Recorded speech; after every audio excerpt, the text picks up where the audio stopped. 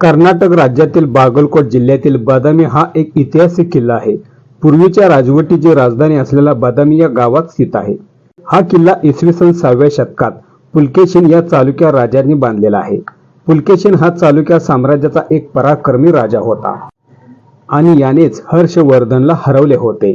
चालुक्य साम्राज्याची राजधानी बदामी येथेच होती. नंतरच्या काळात हा किल्ला राष्ट्रकूट विजयनगर साम्राज्य आणि नंतर बिजापूरच्या आदिलशाही सत्तेखाली आला. मुघल सम्राट औरंगजेबच्या काळात किल्ल्यावर आक्रमण झाले होते आणि पुढे काही काळ हा किल्ला मोगलांच्या ताब्यातही होता. हा किल्ला रेताड्या डोंगरावर वसलेला आहे. शिवाय तिन्ही बाजूनी खोल दरी आहे. किल्ल्याच्या पायथ्याशी प्रसिद्ध बदामी लेणी मंदिर आहेत. जैन, हिंदू व बौद्ध परंपरेशी निगडीत आहेत. बदामी किल्ला आणि लेणी ही जागा भारतीय पुरातत्व विभागाच्या संरक्षणाखाली आहे. हे स्थळ युनेस्कोच्या जागतिक वारसा यादीत समाविष्टही आहे.